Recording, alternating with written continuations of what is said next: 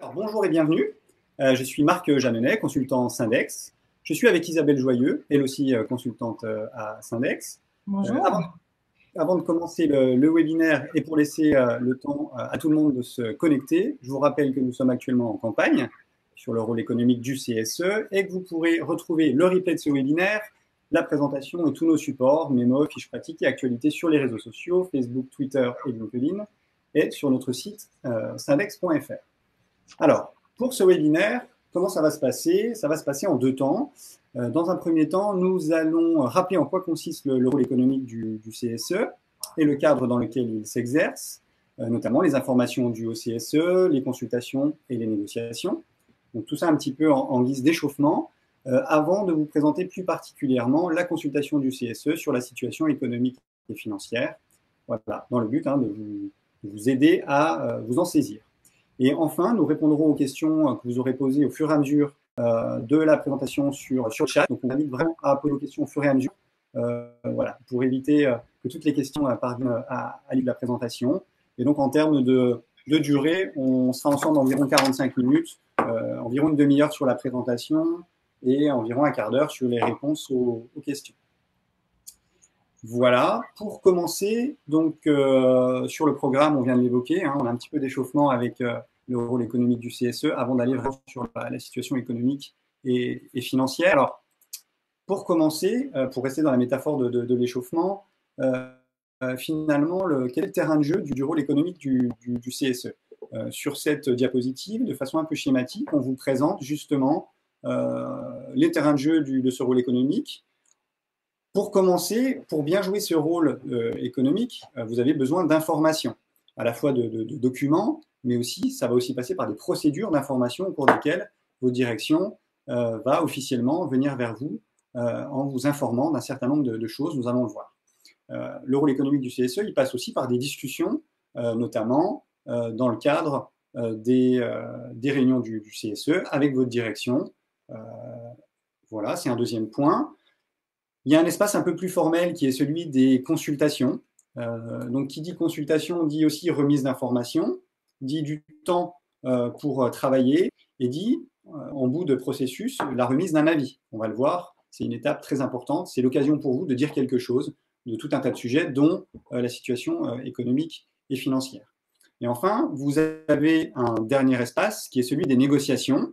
Alors, on est toujours sur le terrain des organisations, on est toujours sur le terrain des organisations syndicales, même depuis le CSE. Pour autant, si vous voulez, les négociations, elles vont venir en fait s'enrichir à la fois des informations que vous aurez reçues, des discussions que vous aurez pu avoir en réunion, et aussi du travail qui aura été fait lors des consultations. Donc l'idée de ce terrain de jeu, c'est vraiment vous présenter l'ensemble en vous disant que finalement, on n'est pas sur une approche morcelée. Tout ça interagit et normalement fait que vous êtes plus à l'aise avec votre rôle économique au sein du CSE. Si vous êtes encore en comité d'entreprise d'ici la fin de l'année, c'est la même chose, puisque ce rôle économique, finalement, du CSE, il est hérité du comité d'entreprise. Voilà un petit peu en guise d'introduction pour vous présenter globalement en fait ce rôle économique. Et ensuite, nous allons tirer le fil de ces différentes rubriques dans le cadre du webinaire. Alors, une première question qu'on pourrait se poser, mais c'est finalement pourquoi exercer ce rôle économique du CSE? Après tout, vous avez fort à faire peut-être sur la gestion des activités sociales et culturelles, peut-être qu'il y a des sujets santé, sécurité, conditions de travail, des sujets hérités des délégués du personnel. Pourquoi s'intéresser à ce rôle économique? On est vraiment là un peu sur une logique de retour aux fondamentaux, mais l'idée c'est vraiment de vous rappeler que vous êtes pleinement concerné par ce rôle. À savoir que si vous ne l'exercez pas, c'est finalement votre direction qui va l'exercer seule, qui va piloter seule l'entreprise. Ce serait un petit peu dommage, comme vous l'a très bien montré la vidéo en introduction. Ensuite, il s'agit pour vous, et c'est très important, de construire votre propre opinion.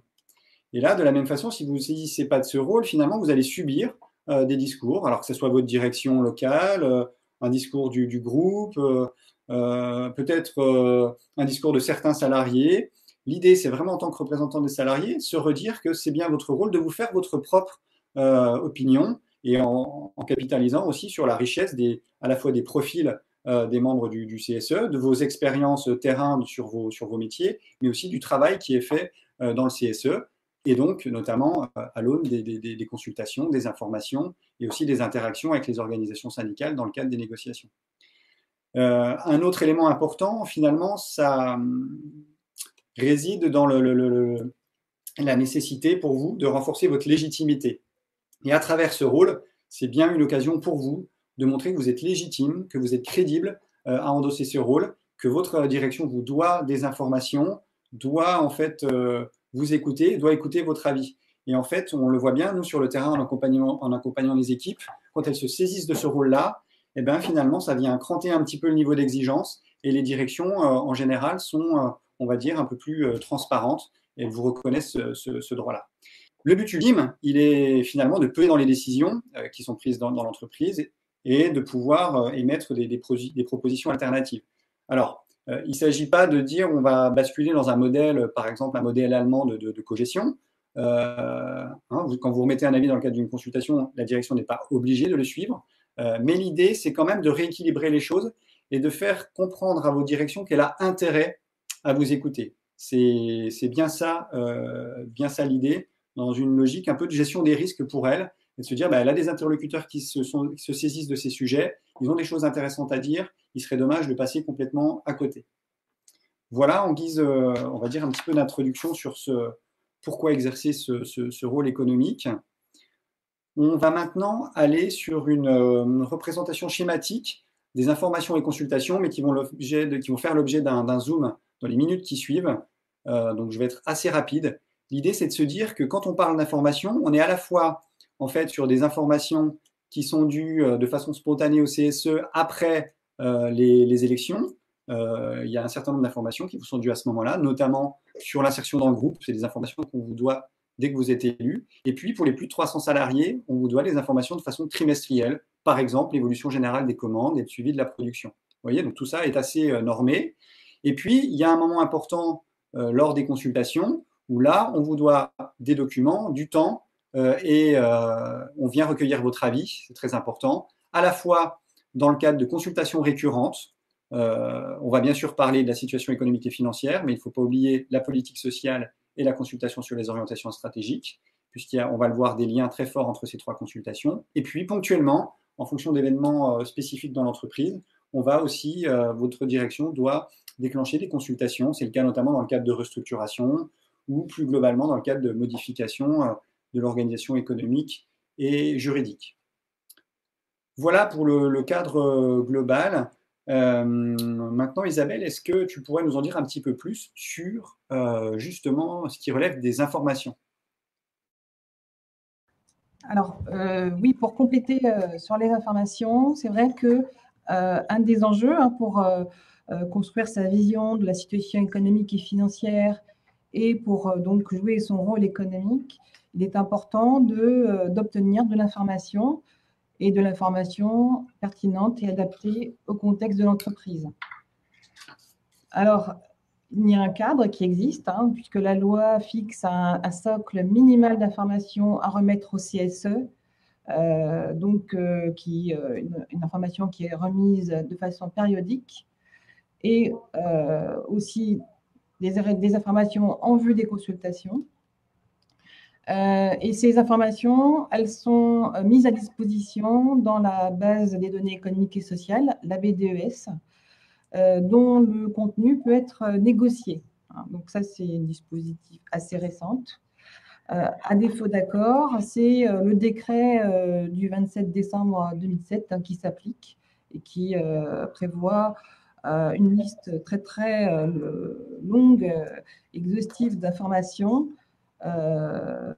Et donc, du coup, se pose la question de l'intérêt de négocier ce contenu, puisque l'enjeu de la négociation sera d'obtenir des informations donc pertinentes qui permettent d'obtenir plus de poids dans l'argumentation.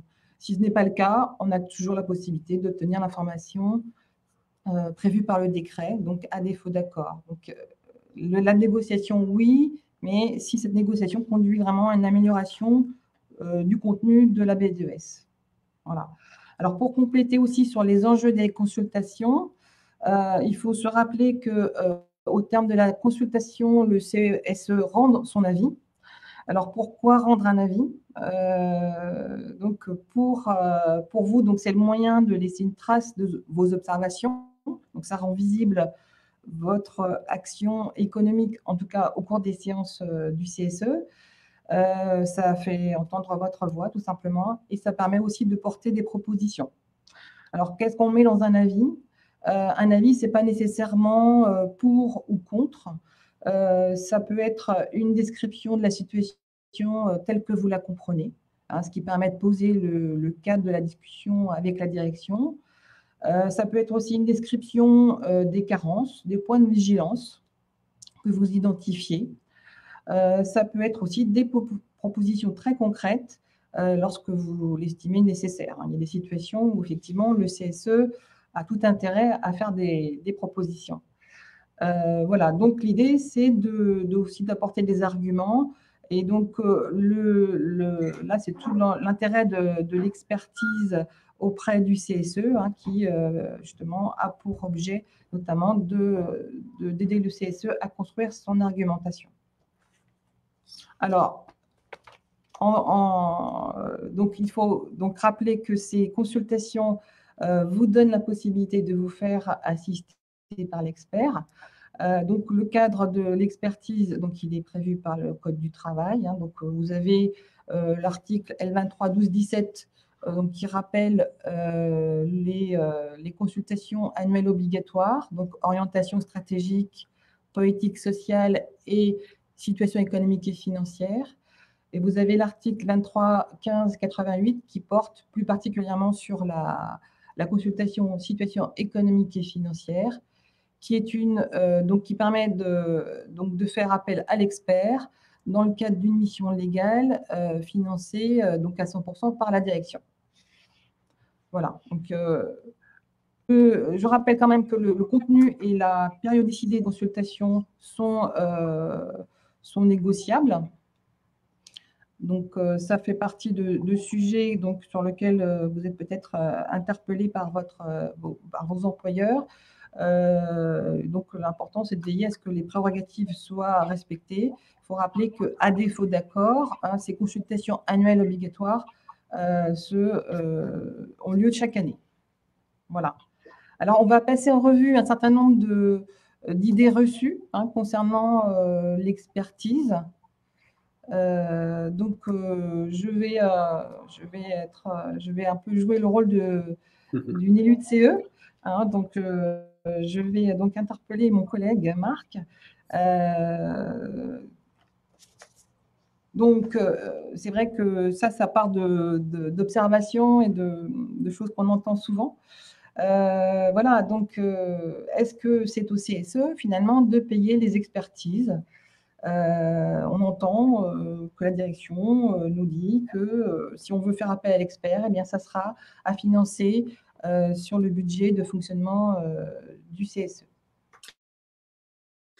Donc exactement, on a utilisé cette rubrique. Alors j'espère que vous nous entendez bien. On lit les messages au fur et à mesure concernant les petites difficultés audio. Voilà, donc on espère que ça s'améliore. En tout cas, bon, vous avez la présentation hein, devant vous. Alors c'est vrai que sur ce sujet, on l'entend encore beaucoup. Et donc on est vraiment là sur la fake news dans la mesure où l'émission situation économique et financière et politique sociale reste prise en charge à 100% par l'employeur. Dans la mesure où en fait la mission sur les orientations stratégiques était déjà dans le cofinancement, c'est-à-dire qu'elle sollicitait 20% finalement du coût global était à la charge du CE hier et demain du CSE, mais ce n'est pas une nouveauté. Et certes, certaines missions basculent du côté du cofinancement, notamment l'expertise santé, sécurité, conditions de travail sur projet et le droit d'alerte, mais la mission dont on est en train de parler aujourd'hui sur la situation économique et financière, comme la mission politique sociale, reste prise en charge à 100% par l'employeur. Mais alors j'entends bien, mais l'expertise, finalement, ça coûte cher quand on est en difficulté. Est-ce que finalement, cette expertise ne va pas mettre l'entreprise en difficulté? Nous, l'employeur nous dit que ça va être vraiment beaucoup trop cher cette année. Voilà, en fait, là, les éléments de réponse résident surtout dans le fait que, certes, la direction ne voit pas forcément d'un bon oeil le fait de payer l'expertise, Mais déjà, il faut le relativiser par rapport au coût de ces consultants à elles, car quelque part, finalement, vous avez un droit à recourir à l'expertise. Et souvent, ce qui va les embêter, c'est d'avoir un œil extérieur qui revient regarder tout ça. Et voilà, encore une fois, relativisons d'une part par rapport au coût des consultants auxquels elles pourraient mobiliser, elles, sur tout un tas de sujets, et puis également par rapport aux équilibres économiques des entreprises.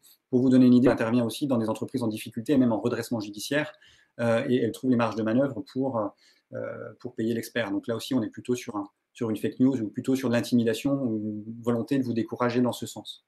Alors justement, la direction, quand on a parlé d'expertise, nous a proposé de remplacer l'expert qu'on avait en tête par son propre expert, donc l'expert qui établit les comptes de l'entreprise. Donc, est-ce qu'on doit faire appel à un expert comme Syndex? Donc en fait, pour du coup tordre le cou à ce préjugé, il faut se redire que l'expert, c'est pas seulement de l'expertise au sens propre, c'est pas seulement des compétences qui peuvent être effectivement entre les mains d'une direction ou d'un directeur financier, c'est un positionnement bien différent. Et donc vous imaginez que ça sera assez difficile pour votre direction de, par exemple, mettre à plat un certain nombre de règles qui artificiellement viennent gréver vos résultats. Donc, si vous voulez, ce regard indépendant, il n'est pas possible lorsque c'est votre direction qui se saisirait de ce rôle. Alors, mais finalement, l'expertise, est-ce que c'est vraiment utile? Est-ce qu'on en sort vraiment quelque chose? Qu'est-ce que ça change vraiment la situation? Est-ce que ça change vraiment le dialogue social? Donc c'est une bonne question et en fait, il faut se dire que l'expertise, ça peut vraiment avoir une utilité concrète. Et je pense que c'est la meilleure façon d'avancer sur le sujet en se disant que maintenant, l'expertise, elle est notamment, finalement, elle intervient notamment dans le cadre de vos consultations, c'est-à-dire le moment où vous devez vous faire votre propre opinion et remettre un avis. Et donc en fait, l'expertise, ça va être un outil que vous pouvez mobiliser justement pour vous faire accompagner, pour mieux comprendre ce qui se passe et pour formuler votre avis dans le cadre d'un accompagnement, de restitution pédagogique. Et ça vient aussi nourrir ensuite à la fois les prochaines consultations, mais aussi les négociations que vous pouvez avoir, par exemple, sur la mise en place de l'intéressement ou autre. L'idée, c'est vraiment de vous dire, c'est un outil, et le but, c'est pour en tirer profit, de vous dire, ben, on a envie de s'en saisir et on sait concrètement ce qu'on en attend. Donc voilà, on vient de voir déjà une première série un petit peu d'idées reçues ou de techniques qu'on vient à la mode. Il y en a un qui a encore la vie dure et s'il y avait une chose à retenir peut-être de ce webinaire, ce serait celui-là, ce serait ce point-là, c'est de se dire mais finalement l'expertise, ça peut être utile, mais uniquement en fait quand l'entreprise va mal. Alors Isabelle, qu'est-ce que tu pourrais nous dire sur le sujet? En fait, la question, je la tournerai un peu autrement. Je dirais, est-ce que l'entreprise va si bien que ça, même si elle affiche une santé financière satisfaisante, mais que finalement, les salariés en fassent les frais. Donc, la question que l'on peut se poser, qu'on pourra se poser dans le cadre de cette expertise, c'est finalement à quel prix pour les salariés à quel prix l'entreprise affiche-t-elle une bonne performance, hein. Donc, c'est toute la question de qu'est-ce que la performance et donc aussi, on n'est pas seulement sur des questions de performance financière, on doit aussi s'intéresser aux conséquences pour les salariés. L'autre point, c'est que finalement, on revient un peu à la question du partage de la richesse créée par l'entreprise, hein. Donc, est-ce que les salariés profitent finalement suffisamment de cette bonne santé économique et financière? Et le troisième point, c'est plutôt concernant l'avenir. Est-ce que finalement l'entreprise prépare son avenir donc à travers sa stratégie, la gestion de ses ressources? Donc, elle va bien aujourd'hui, mais finalement, est-ce que l'avenir est assuré? Autre idée reçue, finalement, l'expertise, c'est quand même une affaire de chiffres et de techniciens. Hein. Alors, c'est vrai que une bonne expertise, hein, d'or, c'est celle qui part de l'expression de vos préoccupations. Donc, ça ne demande pas exprimer ses préoccupations, ça ne nécessite pas la maîtrise des chiffres. C'est vraiment partir de votre questionnement. Alors après, il faut aussi rappeler que l'expertise ne vise pas seulement à analyser les comptes, les états financiers, hein, une expertise pour le CSE va nécessiter donc le traitement de données qui ne sont pas que économiques et financières, donc des données concernant l'emploi, les effectifs, l'activité, et donc et aussi des entretiens, hein, rencontres avec des responsables, tout ça au service d'un diagnostic. Et donc ça aborde aussi des sujets dont vous avez la maîtrise, hein, c'est donc des sujets qui concernent l'activité, les conditions de travail notamment. Alors il faut aussi savoir que donc Syndex, effectivement, quand certaines données sont compliquées, certaines données sont compliquées à expliquer, nous on fait tout notre possible, hein, pour rendre ces données accessibles, hein. Donc on a un devoir de pédagogie envers vous. Donc c'est tout l'objet aussi de cette expertise, c'est de rendre accessible des concepts qui ne sont pas forcément évidents au départ. Donc, il faut aussi rappeler que l'expertise n'a pas pour objet de faire de vous des analystes financiers, hein, mais de vous aider à agir. Donc, des préconisations, des solutions alternatives et des arguments en vue de négociation. Voilà. Alors, si vous voulez, on va peut-être aller plus précisément dans le déroulement d'une consultation sur la situation économique et financière. Donc, je vais laisser Marc présenter un peu le cadre général. Eh bien, merci Isabelle. Effectivement, concernant la consultation sur la situation économique et financière, comme vous pouvez le voir, cette consultation, elle porte, comme son nom l'indique, sur la situation économique et financière, mais aussi sur la politique de recherche et développement, dont l'utilisation du crédit impôt recherche, et aussi également sur l'utilisation du crédit d'impôt compétitivité emploi. Alors, vous savez tous, ou vous ne savez pas encore, mais que ce dispositif est supprimé depuis le 1er janvier 2019. Pour autant, en fait, l'État peut devoir de l'argent à votre entreprise, et ce jusqu'en 2021. Et si elle lui doit encore de l'argent à cet horizon-là, elle pourrait être amenée à le rembourser à l'entreprise. Donc tout ça pour dire que le volet CICE, dans le cadre de la consultation situation économique et financière, il reste d'actualité encore quelques années. Pour prendre en main cette consultation, on vous doit de l'information, on vous l'a dit. On vous doit de l'information sur l'activité et la situation économique et financière de l'année écoulée, mais aussi sur le prévisionnel, c'est-à-dire sur l'année en cours. Donc là, typiquement, si vous n'avez pas encore été consulté sur la situation économique et financière de votre entreprise, on vous doit de l'information sur l'année 2019. Alors même si là, on s'approche de la fin, vous pouvez aussi envisager des éléments prévisionnels sur 2020, dans la mesure où on est presque sur la fin d'année. Tout ça pour dire que la consultation s'appelle situation économique et financière, mais on vous doit aussi de l'information prospective. On vous doit un certain nombre d'informations, notamment des documents et des informations sur la recherche et développement, dans la mesure où effectivement ça fait partie du périmètre de la consultation. Alors, juste avant de vous présenter un peu schématiquement des pistes qui peuvent être utilisées en tant qu'élu de CSE, finalement des questions qui peuvent être se poser dans le cadre de cette consultation-là, qu'on va vous présenter dans quelques minutes. Peut-être juste avant de vous les présenter, il est important de vous dire que il faut sans doute procéder par étapes sur ce rôle économique du CSE. L'idée, c'est vraiment pour vous d'avancer progressivement au fur et à mesure de votre montée en compétences sur le sujet, des formations que vous allez pouvoir mobiliser ou de l'expérience que vous allez accumuler sur le terrain. Hein, il ne s'agit pas de dire, effectivement, tout ça peut se faire d'un coup en un coup de baguette magique.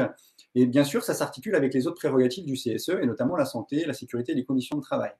Et enfin, il est assez rare que toutes les portes s'ouvrent de façon simultanée. Donc là, on va vous présenter une démarche un peu globale à travers 4 briques, mais souvent, en fait, en fonction de votre actualité, des enjeux, vous allez rentrer par spécifiquement un point, puis un autre. Il ne s'agit pas de se dire il faut aller sur tous les terrains en même temps. Voilà, donc on vous propose d'aborder ces... Pardon, je reviens sur la diapositive. Donc, quel est ce cheminement qu'on vous propose de parcourir ensemble maintenant? L'idée générale, c'est de se dire, votre entreprise, on ne peut pas la regarder au microscope, trop dans le détail. La meilleure façon de rentrer sur la compréhension d'une entreprise, c'est pas de regarder tout de suite ses comptes, c'est pas de la regarder comme quelque chose d'isolé, c'est bien de se rappeler qu'une entreprise, ça interagit avec un environnement et notamment avec un groupe. C'est la raison pour laquelle cette petite démarche, elle démarre justement sur la stratégie du groupe. Alors, une stratégie, c'est quoi? C'est où est-ce qu'on veut aller et comment on va s'y prendre pour y aller. C'est une étape importante dans la mesure où, en fait, pour vous, l'idée, c'est d'abord de vous dire, mais finalement, mon entreprise, quelle place est là au sein du groupe, de son secteur d'activité et de son territoire? Qu'est-ce qu'on en attend? On va le voir tout à l'heure.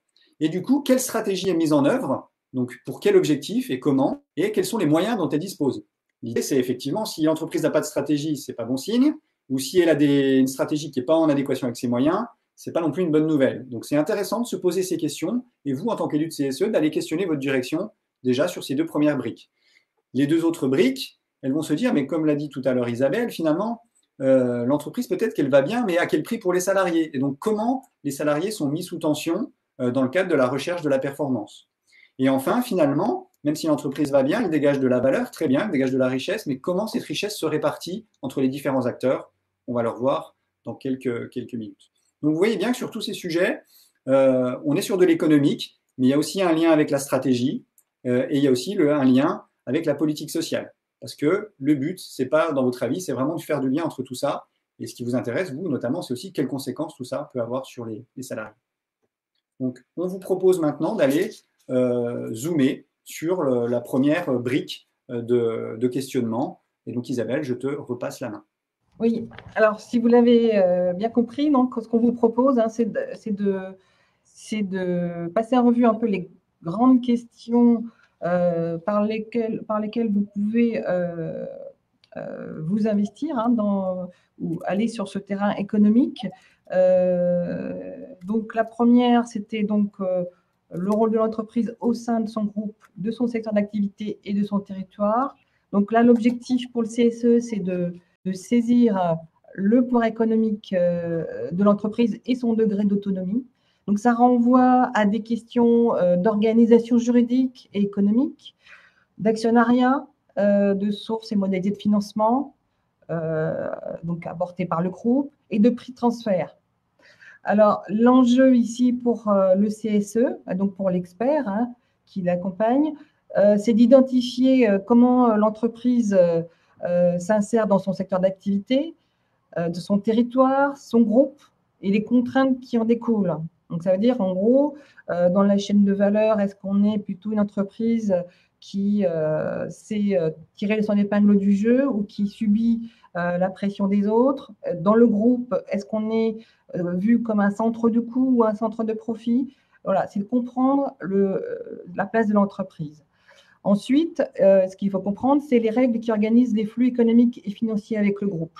C'est toute la question des prix de transfert, puisqu'il y a des refacturations, notamment entre holding et filiales, et qui finalement entraînent une construction des résultats qu'il faut comprendre. Donc, il faut comprendre effectivement quelles sont les marges de manœuvre et les risques pour les salariés, et ensuite finir sur se construire sa propre vision, un regard critique, mais dans le sens constructif, hein, sur le discours de la direction. Voilà. Alors, dans ce questionnement-là, vous verrez très vite que vous trouvez un lien avec la consultation sur les orientations stratégiques et leurs conséquences, puisque là, on est finalement dans la déclinaison de la stratégie du groupe.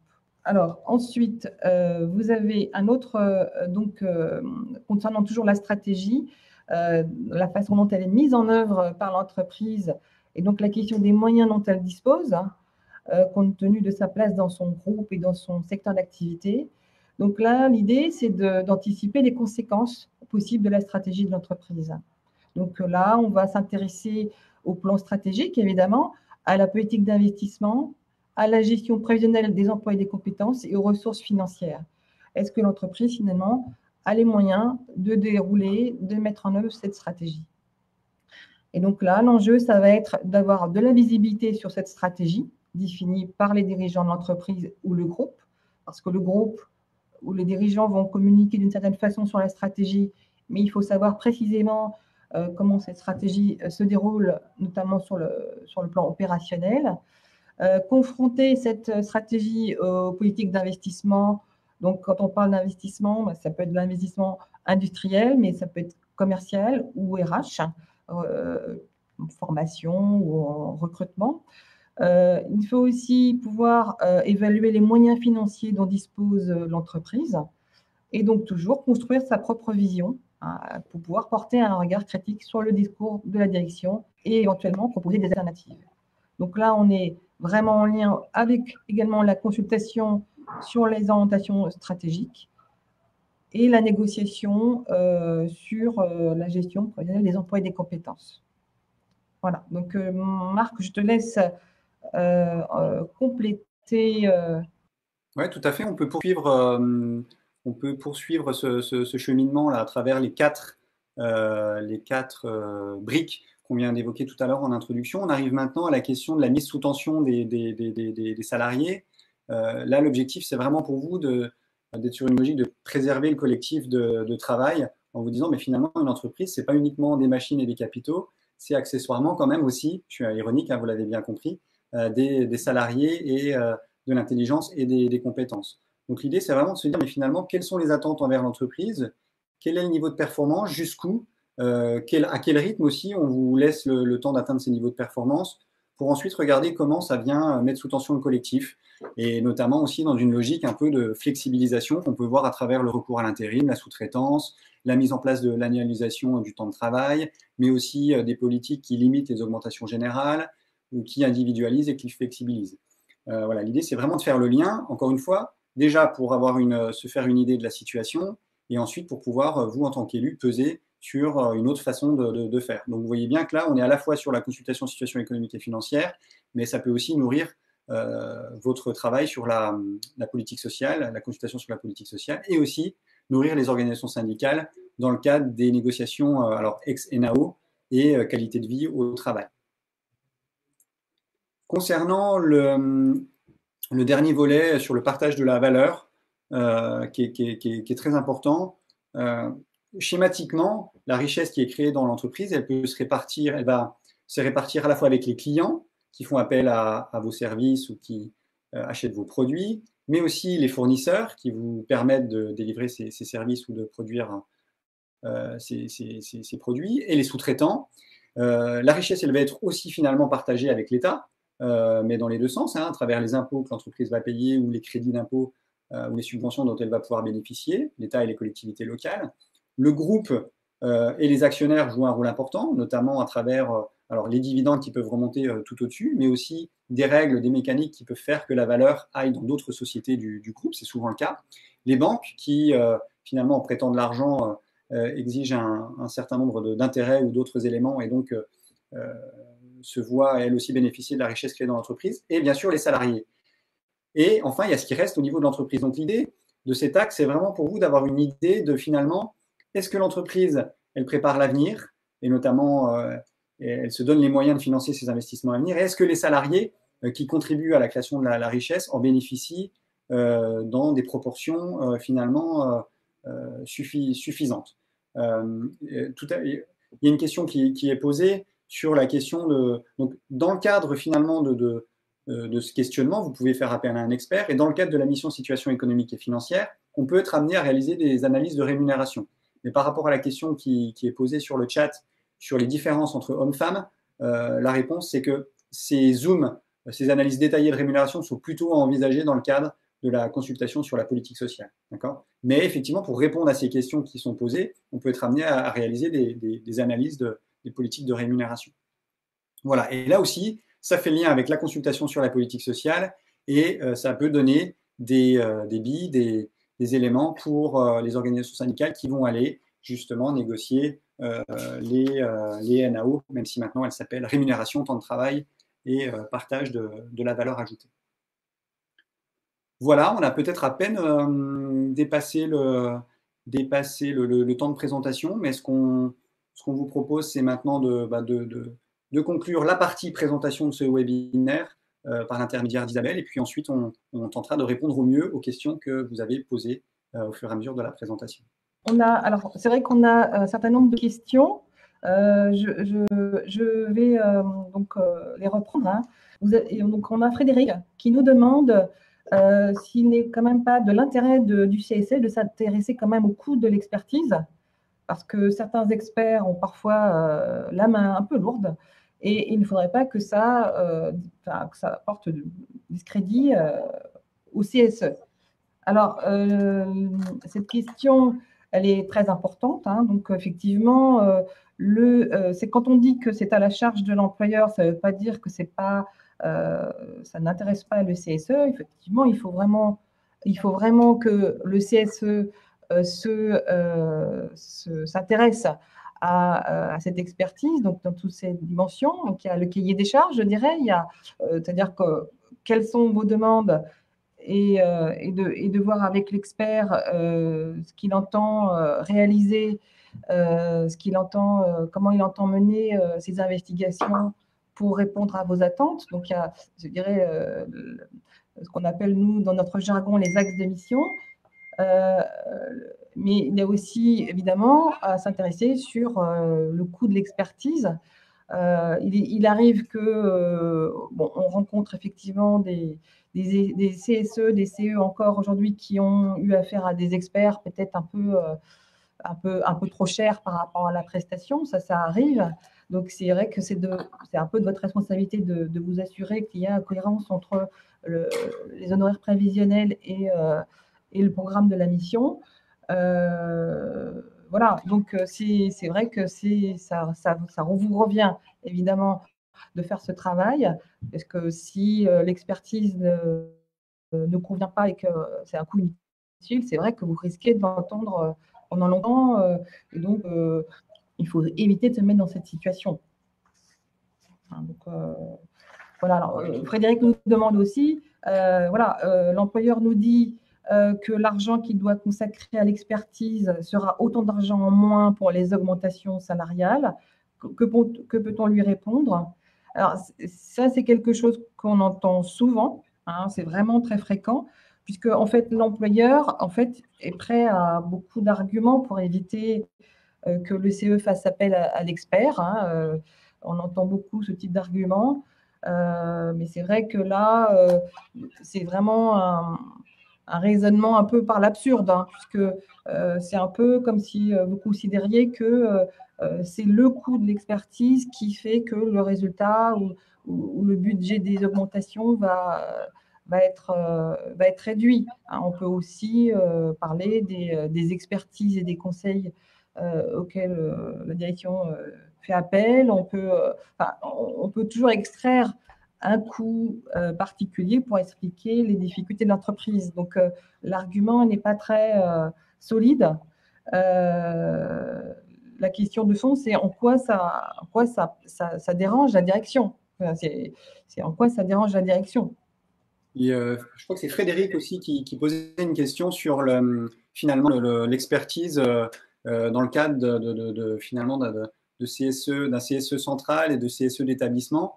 En fait, pour répondre à la question, il faut se redire où ont lieu les consultations et donc la possibilité de recourir à l'expert. En fait, tout va dépendre du niveau d'autonomie de l'établissement. Mais schématiquement, les orientations stratégiques, la consultation sur les orientations stratégiques, elle va avoir lieu plutôt au niveau central, et donc la possibilité de recourir à l'expert plutôt au niveau central, et pas au niveau de chaque établissement, parce que finalement, souvent, ces établissements, ils s'inscrivent dans une stratégie d'entreprise qui est plus globale. Sur la situation économique et financière, là aussi, souvent, la consultation, elle a lieu plutôt au niveau central, mais si un certain nombre de marges de manœuvre existent au niveau local, au niveau des établissements, il peut aussi y avoir, dans certains cas, des consultations. Mais c'est de moins en moins le cas. On est plutôt sur une logique de donner des informations spécifiques aux établissements, mais la consultation, la faire au niveau central, parce que là aussi, apprécier la situation et les perspectives de l'entreprise, ça va plutôt se faire globalement au niveau de l'entreprise. Par contre, sur la politique sociale, il peut y avoir une politique sociale globale d'entreprise, mais dans sa déclinaison, il peut y avoir des spécificités au niveau des établissements. Par exemple, une entreprise industrielle qu'aurait, je ne sais pas moi, un centre logistique, un centre de production et des bureaux commerciaux, les enjeux ne vont pas forcément être les mêmes. Et donc là, pour le coup, on peut imaginer que la consultation va plutôt avoir lieu au niveau d'établissement et donc le recours à l'expert aussi à ce niveau-là. Donc pour résumer, la stratégie au niveau central, la situation économique et financière plutôt au niveau central, mais ça peut aussi exister parfois au niveau local, et la politique sociale, là, ça peut intervenir aux deux niveaux. Sachant que pour répondre aussi à la question sur finalement quand doivent intervenir ces consultations, la loi ne dit pas ne donne pas le calendrier, hein, ne donne pas la saison. En fait, il y a l'obligation pour l'employeur de procéder aux 3 consultations chaque année, sauf si vous avez un accord CSE qui dit autre chose. Mais donc, sauf situation particulière, l'obligation, c'est de le faire à chaque année. Et typiquement, dans les discussions que vous pouvez avoir un expert, vous pouvez avoir des échanges, des conseils sur quand le faire. Il n'y a pas de vérité générale. L'idée, c'est que sur la partie situation économique et financière, les comptes soient produits, bien entendu. Donc, ça ne peut pas arriver trop tôt, mais ça ne doit pas non plus arriver trop tard pour reparler de l'année d'avant, presque finalement 2 ans après. Donc, en général, pour une entreprise qui va clôturer ses comptes au 31 décembre, ça intervient plutôt au printemps. Voilà. Et puis sur les orientations stratégiques, il y a différents cas de figure. Ça peut être, et ça va dépendre aussi du calendrier de l'entreprise, et notamment s'il est dans un groupe, s'il y a des plans stratégiques, des prévisions à plusieurs années qui sont établies. Alors, en général, ça intervient plutôt en fin d'année. Donc, si la matière existe, ça peut intervenir en fin d'année ou en début d'année. C'est ça, en général, plutôt nous, la saisonnalité qu'on voit. Mais encore une fois, chaque cas est différent et ça vaut le coup d'aller plus loin, de prolonger la discussion sur votre cas spécifique. Voilà un petit Alors, peu dans les... Ouais. Isabelle, tu as vu oui, pour les questions. Donc, moi, j'avais la question là, de Maryse qui nous demande s'il existe des statistiques sur le recours aux expertises à la demande de CE ou CSE. Alors, moi, j'ai pas connaissance, tu me diras, Marc, si tu en as, mais j'ai pas connaissance de telles statistiques. Ouais, mais tout ce qu'on peut dire, c'est que Syndex, c'est en gros 2000 missions par an. Donc, sachant qu'il peut y avoir plusieurs missions pour un même CE, hein, puisque certains vont se faire assister sur les 3 consultations, plus d'autres événements liés à des consultations plus ponctuelles. Donc, finalement, on peut considérer que le recours à l'expertise reste quand même très, très minoritaire. Hein. Ouais, je pense qu'effectivement, au-delà, alors, vous allez dire c'est un paradoxe, mais pour illustrer le fait qu'on a beau être expert, on ne s'arrête pas aux chiffres. En fait, notre connaissance du terrain et donc nous montre bien qu'en fait, c'est un rôle qui est finalement, enfin, que le recours à l'expert reste finalement assez marginal en lien avec le fait que dans bon nombre d'entreprises, par exemple, les 3 consultations dont on parle, qui sont obligatoires depuis le 1er janvier 2016, ne sont pas encore réalisées, que la base de données économiques et sociales n'est pas encore complète. Donc, si vous voulez, c'est aussi normal qu'en bout de course, dans la mesure où un certain nombre d'équipes ne se saisissent pas assez de ce rôle économique, qu'elles oublient au passage le fait que dans leur boîte à outils, il y a l'expertise. Donc, effectivement, ça reste assez faible. Sachant que voilà, le but du jeu, l'expertise, c'est un outil qui ne fait pas à votre place, mais qui vous aide à être plus à l'aise avec ce rôle-là. Il y a une question de Annie sur finalement le fait que dans le CSE, tous les sujets sont souvent un peu mélangés. Et effectivement, nous, on vous invite vraiment à vous organiser, à organiser un agenda social de façon un peu annuelle, en disant typiquement les consultations, il faudrait en début d'année se dire à quel moment elles vont intervenir, et puis de faire en sorte que les sujets économiques soient aussi isolés, mais comme les autres sujets, dans les réunions CSE, pour éviter finalement un côté trop dispersé. On ne sait plus trop de quoi on parle, d'une situation, d'une question d'épée, ex-DP très détaillée, d'un projet conditions du travail et de la stratégie du groupe. Ça ne marche pas. L'idée, c'est de bien s'organiser dans l'année pour que tout ça soit bien organisé, qu'il y ait des temps dédiés. Et ça veut dire aussi, vous, dans la répartition des rôles entre vous, que vous arriviez un petit peu à vous organiser et peut-être vous dire, au sein de l'équipe, il y en a qui sont peut-être plus à l'aise avec ces sujets-là, peut-être qu'ils peuvent être un petit peu moteurs et vous dédier un petit peu des spécialités pour avancer et après, petit à petit, faire monter des nouveaux sur ces sujets-là. Mais c'est un conseil souvent qu'on donne aux équipes, c'est notamment sur la partie économique, vous répartir un peu le travail et bien entendu en insistant sur le fait qu'il ne faut pas être agrégé, enfin il ne faut pas être expert comptable pour s'intéresser à ces sujets, il faut juste se poser, être curieux et se poser des questions sur la situation de votre entreprise et de ses perspectives. Voilà, il me semble, on parcourt en même temps oui, on a encore un peu de temps. Mais ça va bientôt se terminer. Il nous reste une dizaine de minutes. Est-ce que, donc, la question de Marie, c'est est-ce que cette expertise peut montrer des écarts notables de salaire homme-femme, même dans un groupe mondial? Alors, je crois que tu l'avais déjà Un petit peu, cité, mais c'est Marc, vrai que… hein. Oui, donc, bien sûr on peut faire ce type de travail, hein. Alors après, dans un groupe mondial, s'il s'agit de voir les écarts au sein d'un groupe mondial, ça demande dans le mode opératoire de voir comment ça peut se faire. Mais bon, a priori, c'est faisable. Nous avons des personnes ressources pour traiter ces situations-là. Alors après, ce n'est pas forcément dans le cadre d'une consultation sur la situation économique et financière, hein. Voilà. Mais je crois que tu l'avais déjà. Tout à fait, mais tu as raison effectivement Ouais. d'apporter ces précisions. Écoutez, bah, du coup, en réaction à ce qu'on vient de dire, il y a une question qui est posée sur l'agenda social. Finalement, il est à la charge de qui? Bah, en fait, il est à la charge du CSE, mais dans son intégralité, c'est-à-dire y compris avec l'employeur donc, qui fait partie du CSE. C'est-à-dire que l'employeur ne peut pas tout seul dans son coin, de façon unilatérale, vous dire on va faire comme ça, on va vous consulter à tel moment, etc. Ou en l'occurrence, souvent, si on ne va pas le chercher, il ne va pas forcément prendre l'initiative.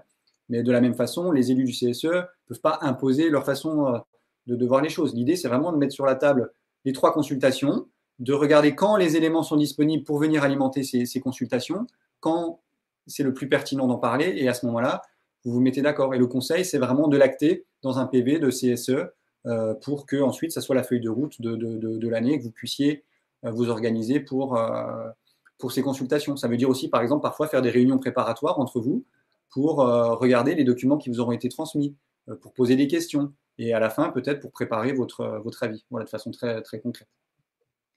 Il y a aussi une question sur la durée d'expertise. En fait, dans le cadre de la situation économique et financière, si vous ne faites pas appel à un expert, vous avez un mois pour remettre un avis. Et peut-être que certains vont découvrir cet élément, parce qu'on voit encore souvent des directions qui vont demander un avis le jour même de l'ouverture de la consultation. Elles vont vous remettre quelques informations, puis elles vont vous dire bah, quel est votre avis.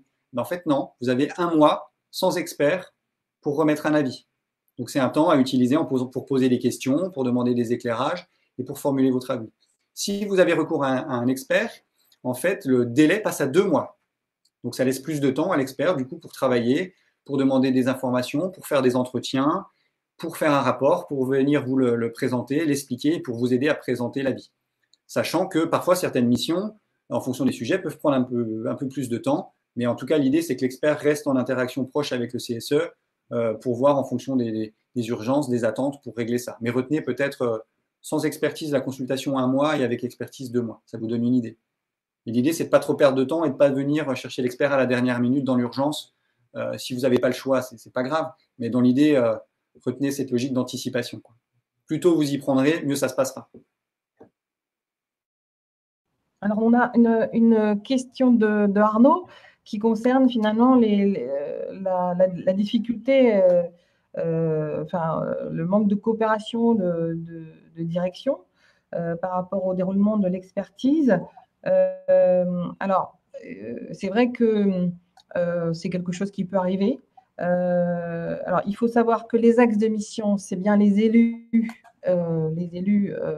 qui les déterminent. Donc, la direction n'est pas partie prenante dans l'élaboration du programme de travail de l'expert. Donc, après, il faut effectivement s'assurer en amont avec l'expert que la formulation des axes de mission, les points qui sont à traiter rentrent bien dans le cadre légal.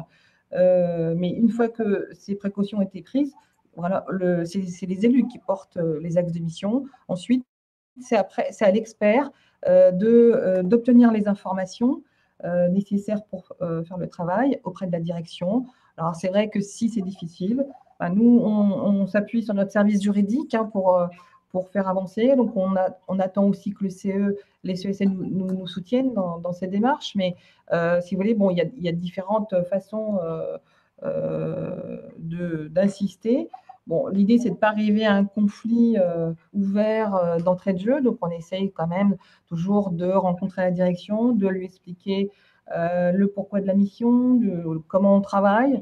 voilà, pour un peu débloquer les choses. Bon, heureusement, fort heureusement, la plupart des missions se déroulent quand même plutôt bien, hein. On a quelques situations difficiles. Voilà. Donc, il faut en discuter avec l'expert et de voir les stratégies qu'il faut mettre en place pour lever ces difficultés. Alors, je vois que le temps passe. Encore quelques questions. Oui, peut-être, Isabelle, il y en a une qui fait directement référence au délai qu'on évoquait à l'instant. C'est une très bonne question. C'est très important effectivement de le souligner. C'est que les délais d'un mois et de 2 mois qu'on vous évoquait, ils démarrent pas à la réunion au cours de laquelle vous allez aborder la consultation. Souvent, en fait, ça démarre à la réunion parce que c'est à la réunion, lors de cette réunion, qu'on vous remet de l'information. Mais en théorie, le délai, il va commencer à courir en fait à partir du moment où votre direction elle vous remet l'information. Donc, par exemple, si vous avez une base de données économique et sociale dématérialisée, par exemple sur une plateforme, à partir du moment où la direction va remettre les informations dans la BDES, le compte à rebours démarre.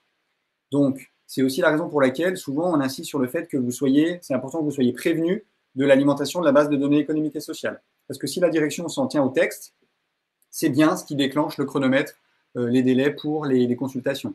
Donc, par exemple, si elle les met dans la BDES et qu'elle vous convoque 3 semaines après, en fait, vous n'avez plus qu'une semaine pour remettre un avis sans expert. Voilà, il y a aussi une question sur est-ce qu'on peut accéder aux rémunérations dans la base de données économiques et sociales. C'est une question de Bogdan. Pas directement, bien sûr, hein, pas les salaires individuels. Alors, dans la BDES, vous avez des repères, des moyennes par catégorie, socio-professionnelle, hommes-femmes notamment. C'est mieux que rien, mais c'est sûr qu'on n'est pas sur des éléments individuels. Et c'est vrai que dans le cadre des missions politiques sociales, enfin, dans le cadre des analyses de rémunération, nous, en tant qu'experts, on a accès aux données individualisées, pardon. Donc concrètement, un fichier Excel avec les salaires de base, les primes de chaque salarié. Mais bien entendu, dans les restitutions qu'on va faire, on ne pourra pas identifier ces situations individuelles. Hein, sinon, on perdrait, nous, notre capacité à faire ce travail-là. Donc, nous, on y a le droit, mais dans nos restitutions, ce qui nous permet de faire des analyses, en général, beaucoup plus pieds que ce que vous pourrez voir dans la BNES, où on est plus quand même sur des logiques de moyenne, de médiane, par catégorie et hommes-femmes. Voilà, peut-être qu'on regarde un petit peu en direct avec vous, mais je pense que non, peut-être juste dans le prolongement, Arnaud, les salaires mini, maxi par classification. En fait, l'idée, on vous invite à vraiment, il y a des éléments qui sont sur le site, mais sinon à regarder ce que dit le décret sur la base de données économiques et sociales. Et en fait, de façon détaillée, vous aurez toutes les rubriques et toutes les cases qui sont attendues dans le cadre de la base de données économiques et sociales. Et donc, effectivement, on va retrouver ce que vous évoquez, Arnaud, sur les mini-maxi par classification. Mais si vous avez un doute, vous allez sur le décret de décembre 2017 sur la mise en place de la BDES et vous aurez tous les éléments et sinon on pourra vous les transmettre. En tout cas, merci pour vos questions qui sont venues rythmer cette deuxième partie. On a essayé d'y répondre au mieux un petit peu en direct et peut-être que vous commencez à la fin. Donc peut-être que c'est le moment de… Oui, alors oui, malheureusement, nous arrivons à la fin de ce webinaire. Bon, alors évidemment, il y a des questions auxquelles nous n'avons pas répondu. Parce que vous étiez nombreux sur ce chat, donc n'hésitez pas à nous les envoyer sur la boîte contact@syndex.fr et nous y répondrons. Si vous avez besoin de plus de renseignements aussi, même chose, vous nous envoyez un mail à contact@syndex.fr avec vos coordonnées et nous vous rappellerons. Alors, il y a plusieurs rappels. Vous avez la possibilité de revoir ce webinaire et de le faire circuler pour ceux qui auraient voulu y assister. Donc, il sera en replay sur syndex.fr dès le début de la semaine prochaine. Nous avons, pour ceux qui voudraient poursuivre la discussion, une matinée débat le mardi 24 septembre de 9h à 12h. Donc, ça se passe à Syndex, 22 rue Pajol. Donc là, c'est en mode plus séminaire à Paris. Et nous avons un autre webinaire qui aura lieu le vendredi 4 octobre de 12h à 13h, même format, et qui portera à nouveau donc, sur le rôle économique du CSE, mais cette fois à partir de cas pratiques et de retours d'expérience. Voilà, donc voilà, n'hésitez pas donc à nous suivre sur les réseaux sociaux pour manquer aucune de ces informations. Et merci d'avoir passé cette heure avec nous. Passez un bon week-end. Et donc, à bientôt. Voilà, belle journée à tous. Bon week-end, effectivement.